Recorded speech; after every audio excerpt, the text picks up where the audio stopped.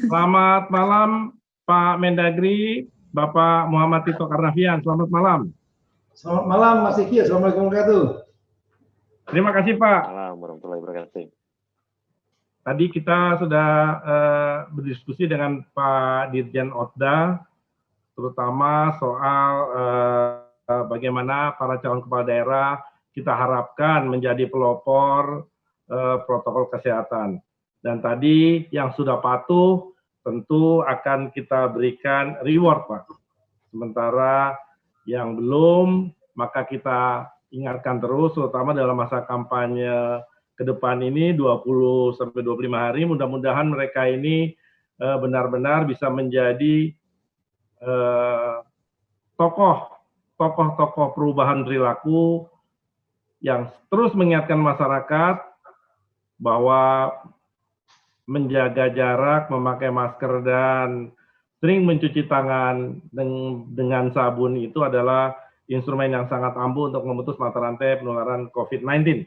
Mungkin Bapak akan memberikan penjelasan bagaimana upaya apa saja yang mesti sama-sama kita lakukan, Pak.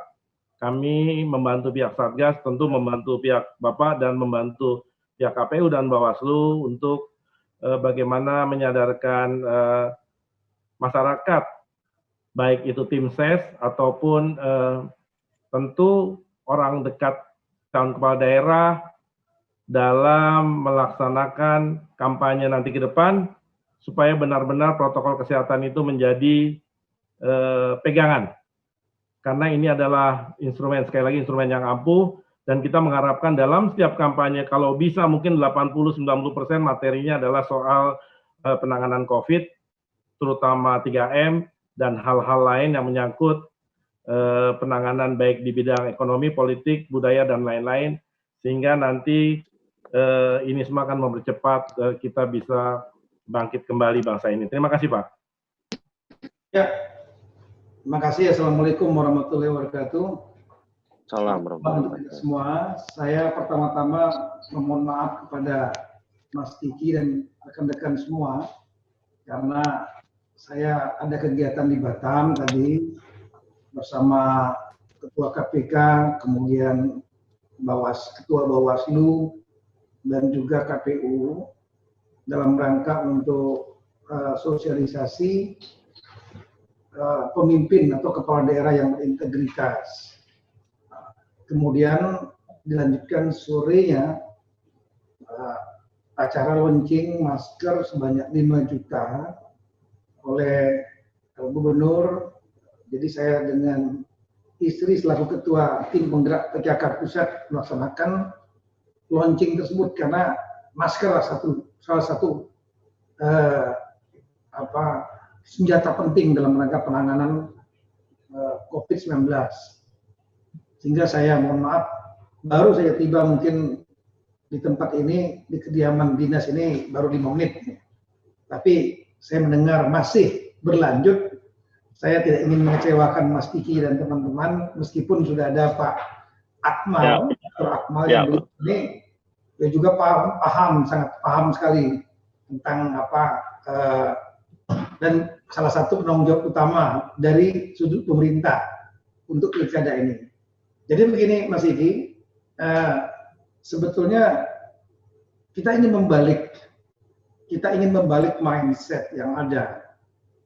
Mindset yang selama ini ada dalam ketika pilkada digulirkan di masa pandemi, orang mungkin berpikir, ini kok pilkada dipaksakan? Ini kok pilkada nggak mengandung risiko penularan? Ya, itu betul. Risiko itu bisa saja terjadi kalau salah setting. Tapi kalau settingnya benar, justru bisa menjadi mempercepat memutus rantai penularan. Kenapa? Saya menyampaikan dalam berbagai kesempatan bahwa pandemi COVID-19 ini adalah masalah global. Pandemi terbesar dalam sejarah umat manusia yang mengalahkan Spanish flu maupun mengalahkan Black Death dua pandemi besar yang pernah terjadi di abad ke-14 maupun di abad ke-20. Nah, di dalam pandemi dua pandemi ini itu tidak terjadi di seluruh dunia, tidak terjadi di seluruh penjuru global ini.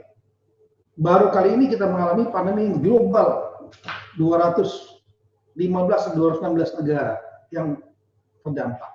Nah, oleh karena itu saya melihat bahwa ini pengalaman pertama bagi kita. Semua kepala negara, kepala pemerintahan di negara maupun daerah menghadapi persoalan yang semua sama. Bagaimana menghadapi pandemi COVID-19, inilah krisis kesehatan, yang juga ada krisis kemanusiaan karena adanya korban yang meninggal, tapi ada domino lain yaitu dampak ekonomi, kemudian dampak keuangan, yang lari juga ke dampak sosial ketika pekerjaan-pekerjaan berkurang, bahkan di beberapa tempat terjadi krisis keamanan, bahkan juga bisa mempengaruhi politik, seperti misalnya dalam kasus Amerika Serikat. Salah satu dianggap analis yang menyampaikan salah satu penyebab kekalahan Trump karena mismanagement dalam penanganan COVID-19.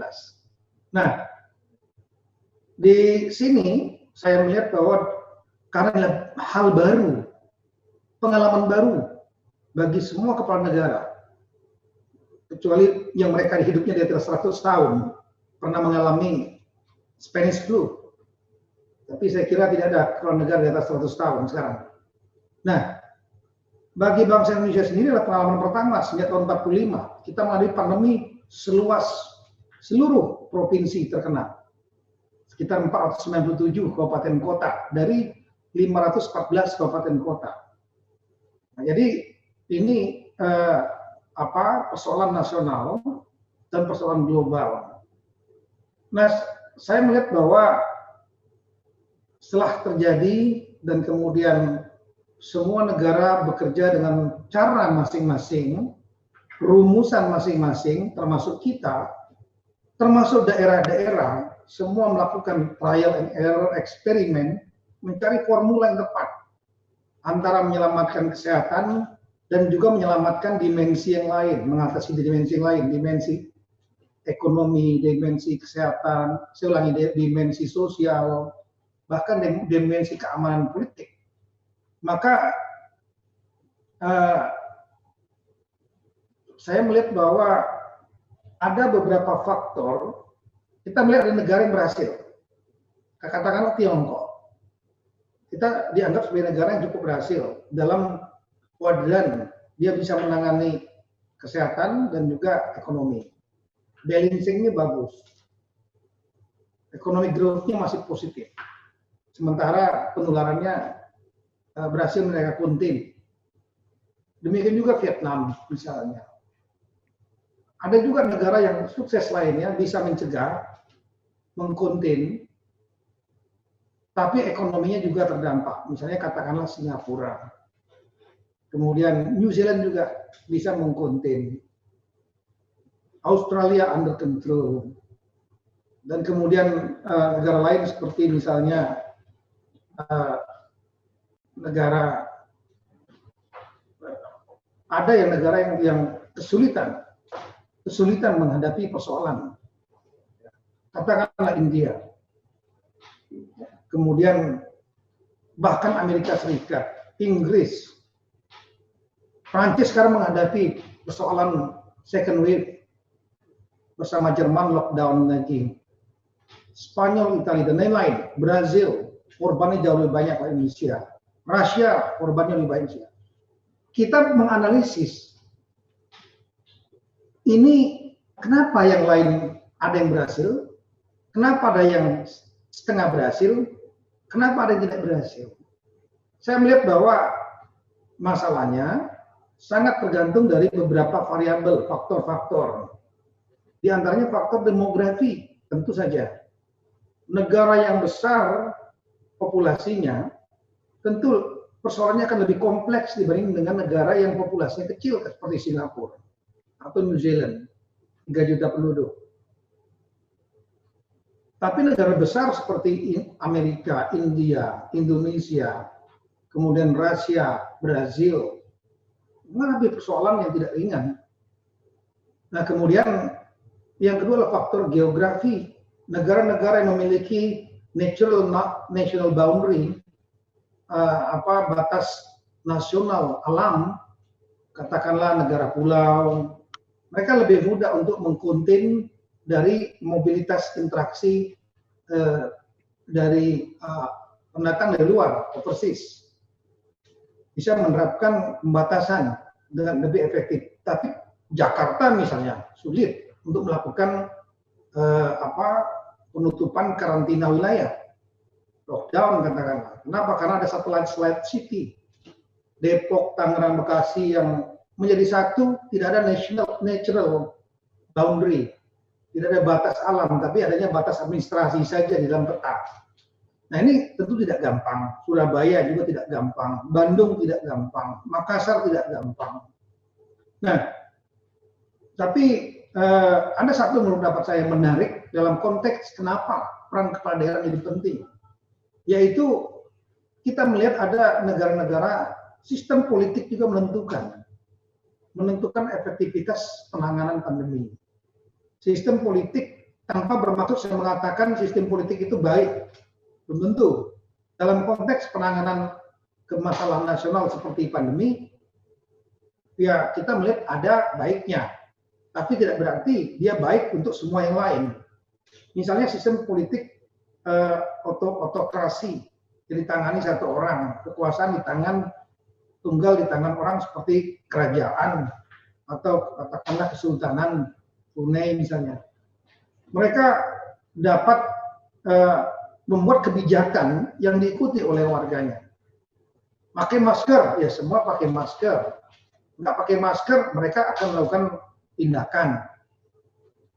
Negara-negara lain seperti oligarki, negara yang dikuasai oleh sekelompok orang, satu partai misalnya, katakanlah Tiongkok, Vietnam, saya nggak mengatakan mereka baik dari yang lain, ya, atau saya nanti dibully seolah saya memuji sistem itu, tidak. Yang saya sampaikan faktanya dulu. Itu dengan sistem oligarki mereka, karena bukan negara demokrasi, dalam konteks penanganan pandemi, mereka bisa untuk membuat aturan-aturan yang warganya ikut. Ini, tapi akan menjadi challenging. Saya nggak mengatakan tidak bisa bukan solusi, bukan tidak. Saya menjadi tantangan ketika negara itu adalah negara demokrasi. Kenapa? Karena kekuasaan di tangan rakyat dan kemudian kepala daerah atau kepala pemerintahan adalah pemegang mandat dari rakyat sebagai pemilik negara.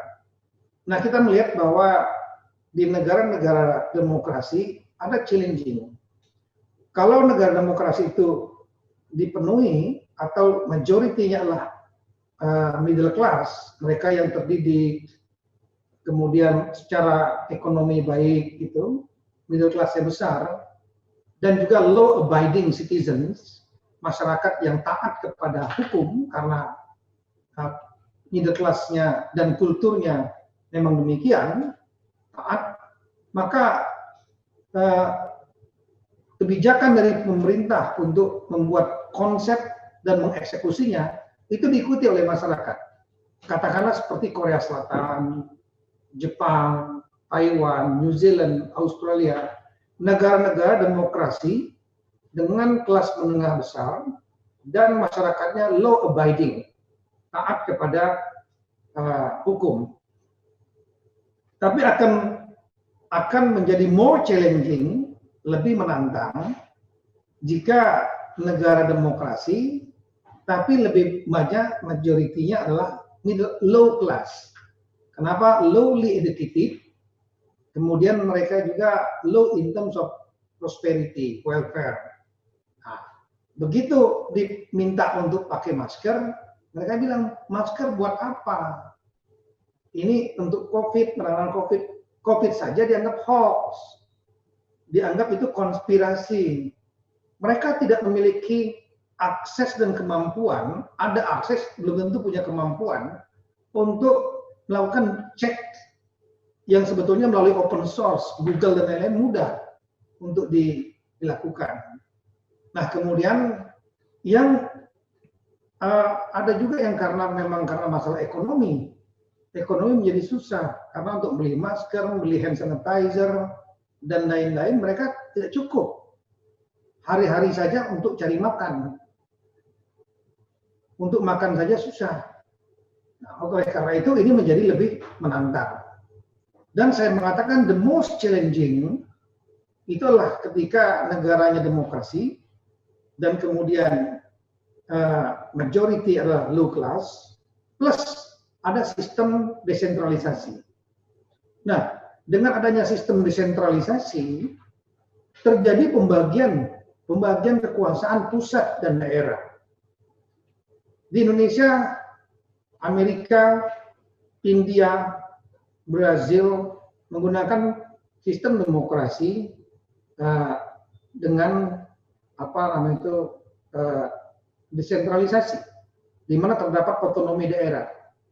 Nah, problemnya adalah ketika terjadi desentralisasi, niatnya baik untuk memberikan keleluasaan, kesempatan yang lebih besar pada daerah untuk mengatur daerahnya masing-masing, timbul inovasi dan kreasi dari para pemimpin daerah untuk percepatan karena mereka yang paham tentang daerahnya.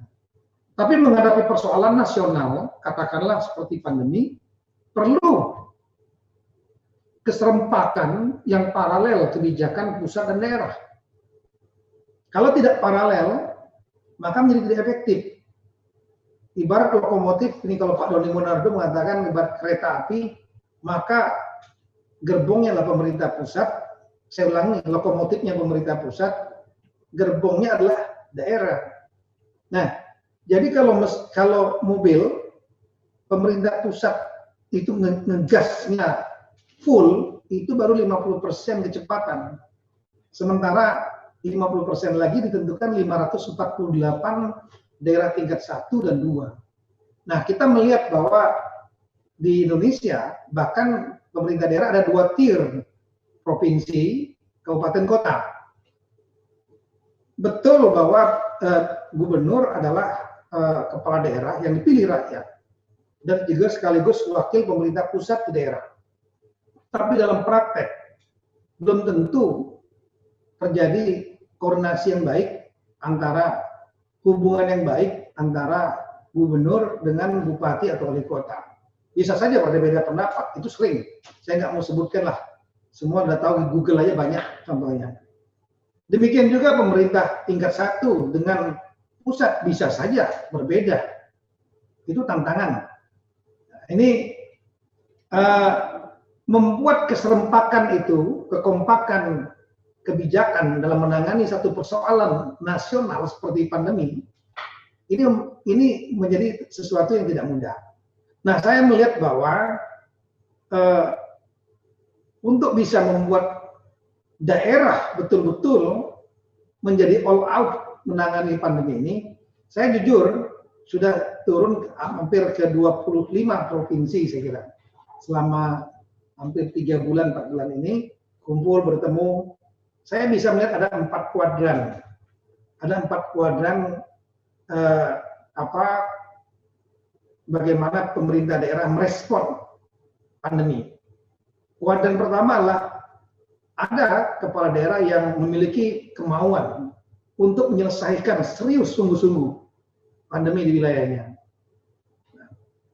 Dan memiliki kemampuan, artinya kapasitas fiskalnya ada, kemudian kemampuan konseptualnya mengerti tentang virologi, epidemiologi, dan lain-lain, memanagenya dengan baik, ada. Saya nggak mau sebutkan. Tapi ada juga yang mereka memiliki kemauan, ingin menyelesaikan, tapi tidak memiliki kemampuan. Kemampuan konseptual, apa itu virus ini, COVID, bagaimana penularannya, bagaimana cara mengatasinya, bagaimana mengatasi dampak sosial ekonominya. ekonomi tertekan, PAD berkurang, bagaimana mengatasi. Nah ini ada nggak memiliki konsep. Kemudian kapasitas fiskal juga mungkin sangat tergantung dari pemerintah pusat. Jadi PAD-nya rendah, sehingga agak sulit menanganinya. Daerah-daerah seperti ini umumnya daerahnya kalau nggak ditolong oleh geografi, ya akan merah atau oranye. Nah, kemudian yang ketiga adalah memiliki kemampuan keuangan ada, kemampuan konseptual mungkin ada, memiliki konsep untuk memanage secara sistematis, tapi kemauan nggak sungguh-sungguh cari selamat. Saya pikir ada juga. Nah, yang paling berat adalah kalau kepala daerah itu sudah tidak memiliki kemampuan, kapasitas fiskalnya rendah, konsep tidak memiliki, hanya bertindak sporadis saja, tidak proaktif, dan kemudian tidak memiliki kemauan yang sungguh-sungguh menyelesaikan. Itu pasti berantakan.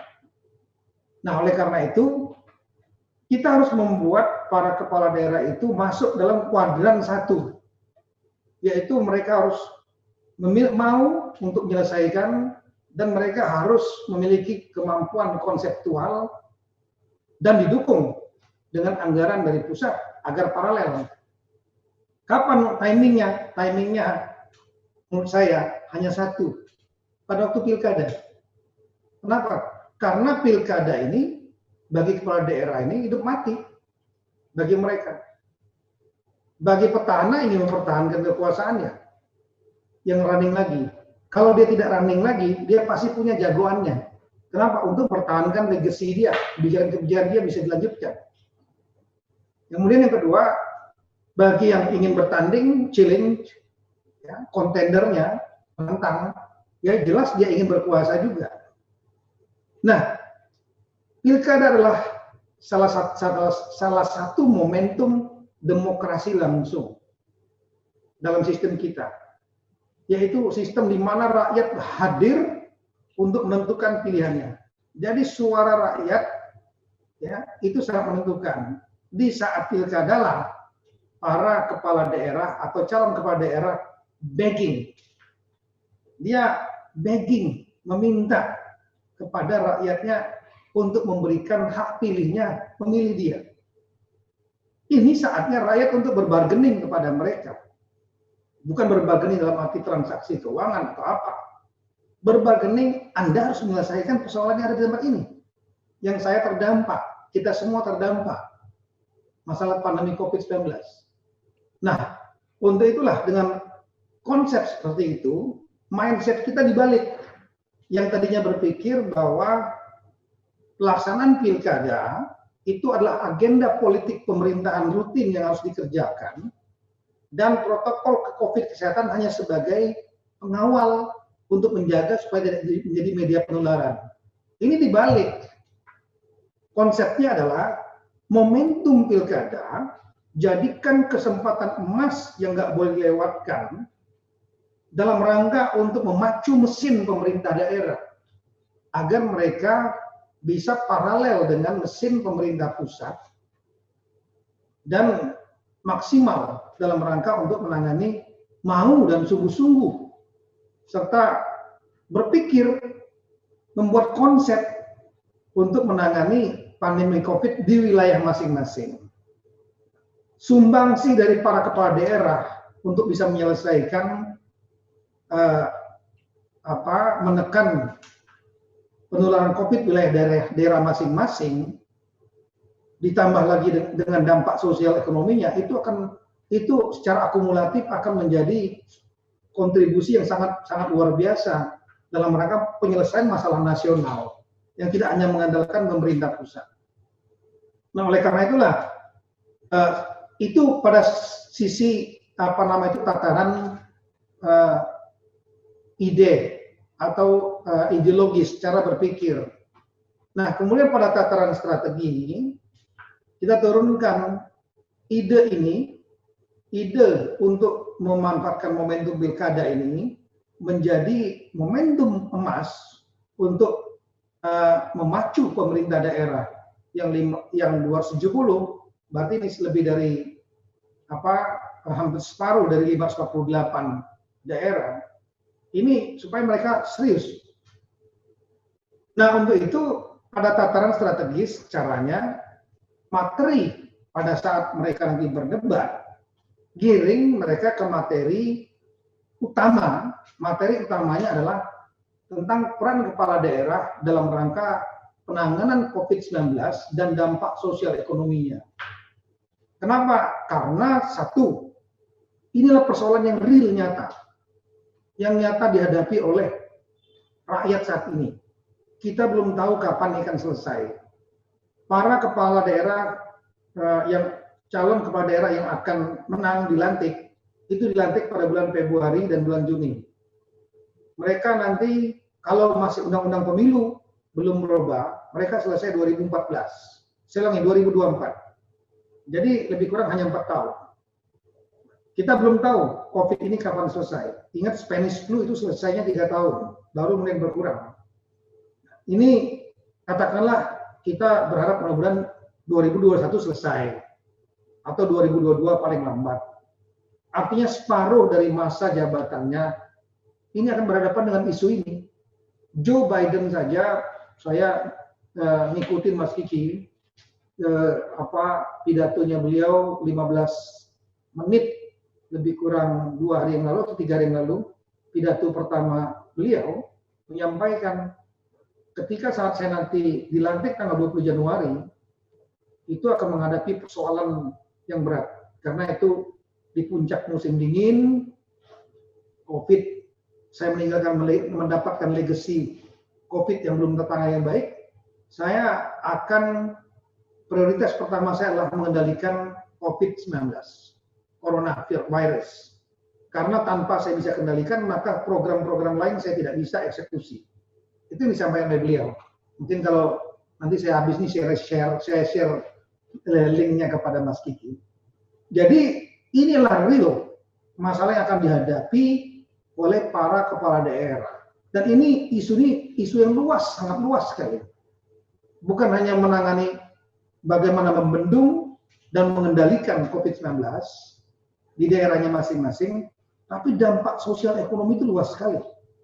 Bagaimana menghadapi dan mengatasi saudara-saudara kita yang terdampak PHK daerah masing-masing.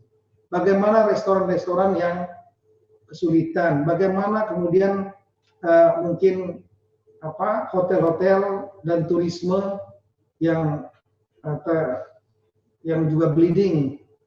Kemudian bagaimana menghadapi komoditas-komoditas yang mungkin tidak bisa diekspor karena demand-nya menurun dan seterusnya.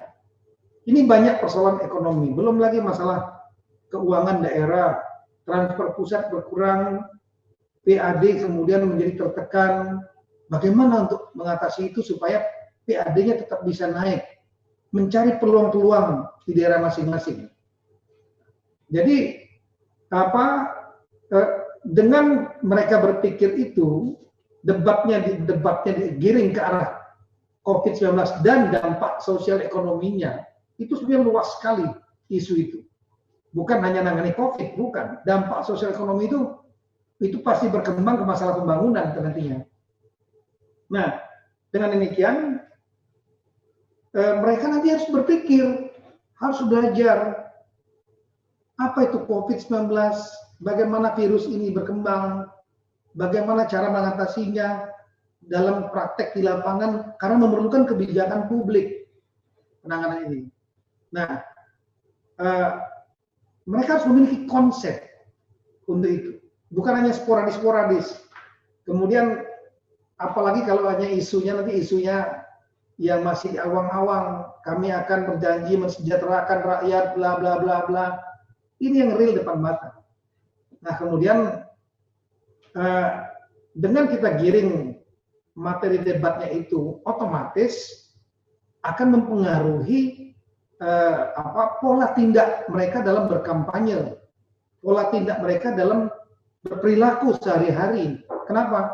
Karena dia udah belajar, oh pakai masker, oh cuci tangan, jaga jarak, hindari kerumunan. Ya, dia harus bisa buktikan juga bahwa dia memiliki konsep, dia sudah berikan contoh. Saya tidak melakukan kegiatan kampanye dengan kerumunan massa yang tidak bisa jaga jarak tanpa masker. Kenapa? Konsepnya nggak begitu. Dan rakyat kita giring juga, kita dorong rakyat untuk mengawasi. Ini peran daripada media. Bawa rakyat untuk mengawasi mana. Pilihlah para pemimpin calon kepala daerah yang memiliki konsep tentang penanganan COVID-19 dan dampak sosial ekonominya. Kenapa? Konsep yang jelas, konsep yang bisa dioperasionalkan sesuai daerah, karakteristik daerah itu. Maka insya Allah kalau terpilih, itu dapat dieksekusi. Tapi sebaliknya kalau seandainya nggak memiliki konsep apa-apa, maka perilaku mereka nanti ya nggak bisa menjadi contoh. Buat kerumunan, gaya lama, kemudian memakai masker sembarangan, karena masker harus ada caranya menggunakannya. Nah, kemudian ketiga, di tahapan taktis, kita mendorong dan sudah masuk di KPU, terima kasih untuk KPU, sudah masuk alat peraga utamanya adalah alat pelindung COVID, yaitu masker, hand sanitizer, sabun, dan kemudian tempat cuci tangan dengan air mengalir. Semuanya diperbolehkan untuk menggunakan identitas, nama pasangan calon, gambar pasangan calon, nomor urutnya, kemudian pesannya apa? Kami terpilih, daerah kita aman COVID-19. Nah, kita berharap masker ini menjadi salah satu yang utama, karena kalau penduduk menggunakan masker semua di tempat publik keluar, 60% kurvanya akan turun. Itu berbagai penelitian, 60-70% akan turun. Dan ini yang perlu kita sampaikan betul kepada teman-teman pasangan calon, dan saya sudah sampaikan melalui Zoom, ini sebetulnya sangat efektif penggunaan alat peraga masker ini. Kenapa? Lebih efektif dibanding baliho. Sekarang kan yang masih kita lihat baliho. Baliho itu hanya di statis dan hanya dilihat oleh orang yang lewat, yang itu aja.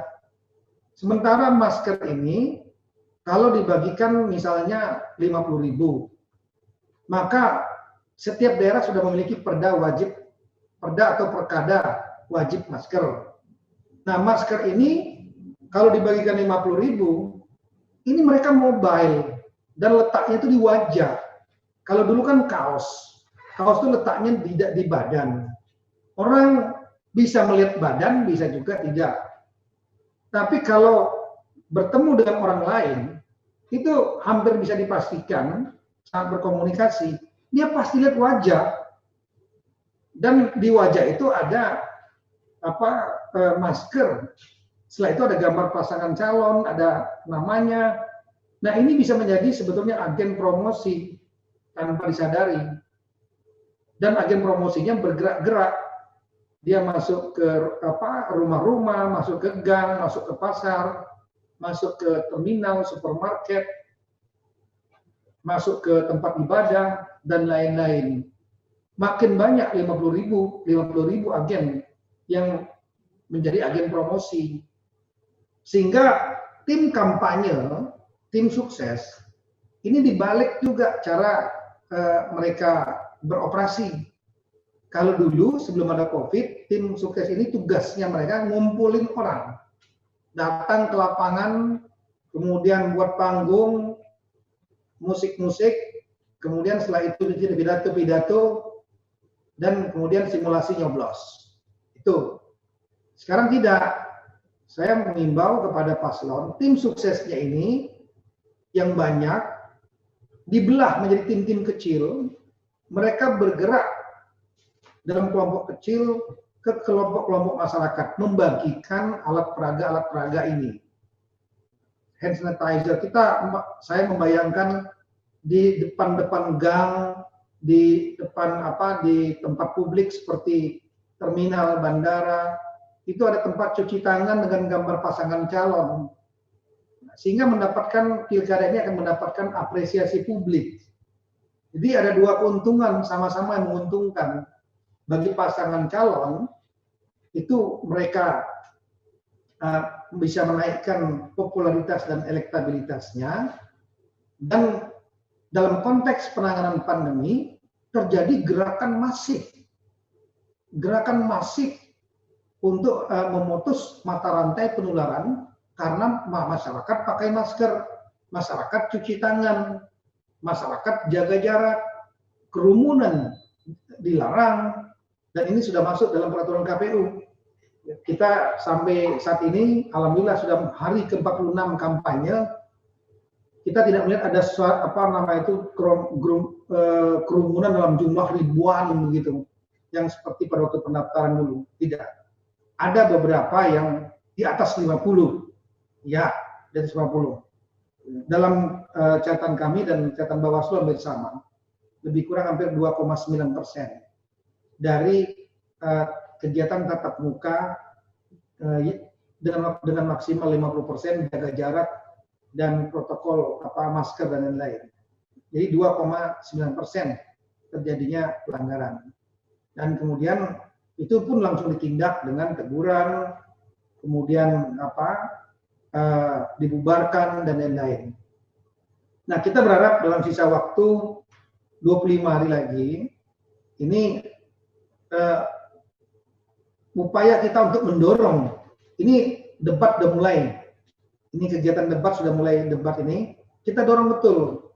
Tolong jangan isu yang di awang-awang lah, isu yang jelas-jelas aja, yang real di hadapan mata kita.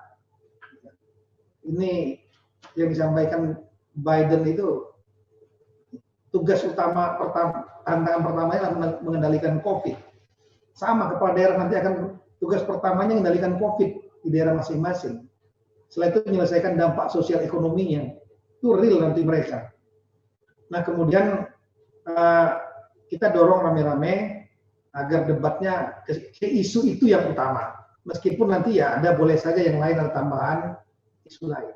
Yang kedua ya kita dorong juga supaya para kepala daerah ini membagikan alat-alat peraga tadi makin masif. Sekarang jumlah kepala paslon itu lebih kurang 736 atau berapa Pak Akmal?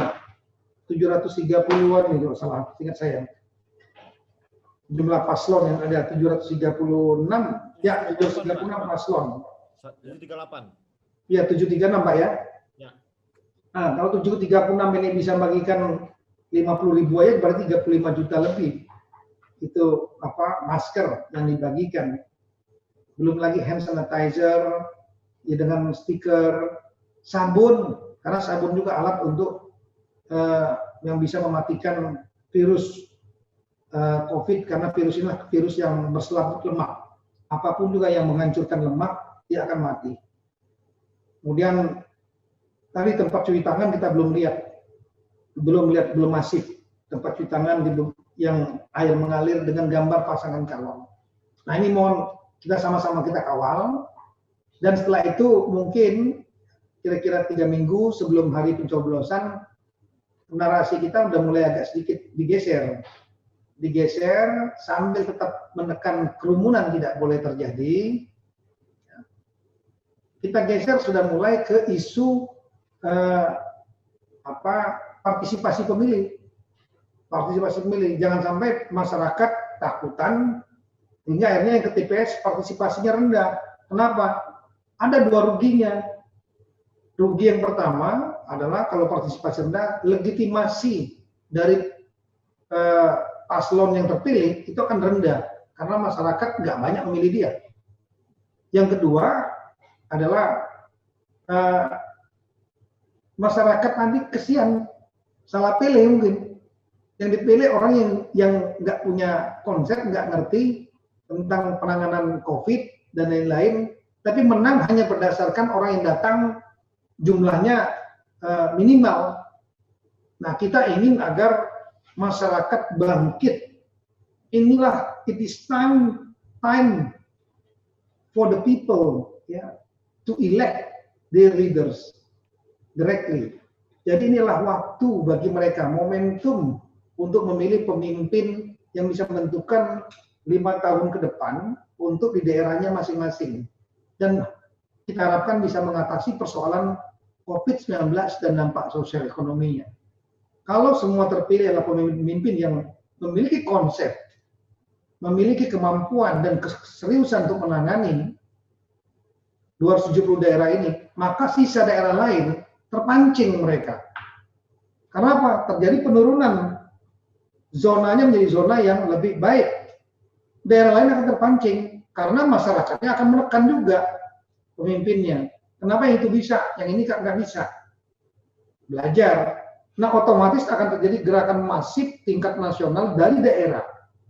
Dan kalau daerah semua bergerak, pusat bergerak, otomatis kita harapkan pandemi COVID-19 yang merupakan masalah nasional ini untuk negara sebesar Indonesia, populasi nomor 4, saya kira hasilnya akan lebih baik. Nah, kira-kira seperti itu konsep berpikirnya. Mohon maaf Pak Mas Kiki, mohon dukungan dari rekan-rekan semua, Bapak Ibu sekalian. Kalau nanti ada koreksi pada kami, ya masukan apapun tentu kami sangat terbuka. Karena inilah untuk kepentingan kita bersama. Sekian, terima kasih. Assalamualaikum warahmatullahi wabarakatuh.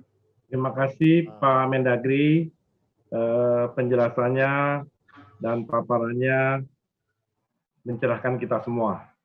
Dan acara ini tentu disaksikan juga oleh para paslon, para calon kepala daerah dan juga tim sesnya. Mudah-mudahan sama-sama kita memahami bahwa pilkada kali ini adalah pilkada yang istimewa karena ini menjadi momentum emas bagi kita untuk sama-sama menangani COVID secara lebih fokus, terutama fokus pertama menangani virusnya, artinya kita putus mata rantai dengan tadi Pak Mendagri mengatakan dengan memakai masker itu bisa 60% efektif untuk memutus mata rantai, ditambah jaga jarak dan sering mencuci tangan itu berdasarkan riset dari para peneliti di Fakultas Kesehatan Masyarakat di 6 perguruan tinggi negeri menunjukkan bahwa 99% kalau ini dipatuhi oleh 80% saja masyarakat, 99% ini akan putus mata rantainya, Pak. Jadi ini sangat efektif dan ini sama ampuhnya dengan vaksin, Pak. Bahkan ini lebih efektif, Pak. Karena itu mudah-mudahan para calon kepala daerah seperti tadi harapan Pak Mendagri, tentu harapan kita semua menjadikan pilkada ini sebagai momentum emas. Dalam arti, jadikanlah ini sebagai awal nanti ketika menjadi kepala daerah, tentu harus dipersiapkan 25 hari masa kampanye ini untuk menjadi alat sarana. Kita benar-benar sama-sama ingin memutus, jadi kepala daerah menjadi pelopor, menjadi garda terdepan untuk memutus mata rantai COVID-19, baru kemudian menyelesaikan dampak ikutannya, yaitu dampak politik, ekonomi, budaya, dan dampak lain-lain, termasuk dampak psikologi masyarakat. Begitu Pak Mendagri, terima kasih. Kami telah mendapat pencerahan, dan sekali lagi kami mengharapkan ada closing statement dari Pak Mendagri. Pak, silakan Pak Mendagri. Sekali lagi saya Mas Kiki dan Bapak Ibu sekalian yang hadir, dan juga tentunya Pak Akmal, saya menyampaikan apresiasi yang tinggi atas acara ini. Terus terang, memutus mata rantai penurunan COVID-19 dan juga menyelesaikan dampak sosial ekonominya bukanlah sesuatu yang mudah, apalagi untuk negara sebesar kita. Memerlukan kekompakan stakeholder pemerintah, baik pusat maupun daerah tingkat 1, tingkat 2, bahkan sampai dengan desa-desa. Karena kepala desa pun dalam sistem politik kita, mereka adalah pejabat politik dipilih oleh rakyat langsung, bukan ditunjuk seperti dulu. Kemudian yang kedua, memerlukan dukungan stakeholder yang lain, kementerian lembaga di tingkat pusat perlu kekompakan. Di tingkat daerah juga sesuai karakteristik masing-masing ada dialog, komunikasi untuk mencari rumusan yang belum tentu sama dari satu tempat ke tempat lainnya. Kemudian melibatkan juga unsur non pemerintah. Non pemerintah ini termasuk tokoh-tokoh agama, tokoh adat, tokoh wanita, organisasi-organisasi masyarakat, pemuda, semua bergerak secara simultan paralel, ibarat perang. Sekarang kita perang menghadapi COVID-19 ini, maka perangnya adalah perang total. Dan saya berpendapat bahwa bagian terdepan, garis depan itu bukanlah tenaga medis, tapi adalah setiap anggota masyarakat. Kenapa? Karena perang ini perang menghadapi virus yang menular, yang bisa hanya diselesaikan, dihadapi jika tidak terjadi tertular satu sama lain. Dan itu artinya garis garda terdepan itu adalah anggota masyarakat. Nah, supaya menjaga tidak tertular. Kalau sudah kena sakit, baru kemudian ditarik ke garis belakang, ditangani oleh teman-teman tenaga medis. Oleh karena itulah, kekompakan, kebersamaan pemerintah, pusat, daerah, serta unsur masyarakat, termasuk teman-teman media yang menjadi sarana untuk menyampaikan informasi dan bisa membentuk opini publik, mempengaruhi perilaku publik, menjadi sangat penting sekali. Demikian Mas Kiki, mari kita bersama-sama menyelesaikan ini Mas Kiki. Terima kasih Pak Mendagri, terima kasih para Sobat RM. Kali ini kami juga ingin menyampaikan pesan bahwa apa yang telah dilakukan Pak Mendagri, yaitu kegiatan bagi masker, mudah-mudahan bisa diikuti oleh pihak-pihak lain, para stakeholder dan juga pihak swasta, orang-orang yang lebih mampu untuk sama-sama kita melakukan gerakan bagi masker, karena ini penting sekali, bukan hanya di kota-kota besar, juga kalau perlu kegiatan ini sampai ke pelosok tanah air. Terima kasih para Sobat RM di seluruh tanah air yang telah menyaksikan acara ini. Mudah-mudahan kita semua selalu dalam kondisi sehat. Sekali lagi, salam sehat Pak Mendagri, salam sehat juga Pak Dirjen Otda dan teman-teman pimpinan Rakyat Merdeka Group. Terima kasih, salam sehat. Wassalamualaikum warahmatullahi wabarakatuh. Salam sehat Pak. Waalaikumsalam. Waalaikumsalam. Terima kasih. Terima kasih Pak Mendagri. Terima kasih. Terima kasih. Pak Tito, terima kasih. Terima kasih.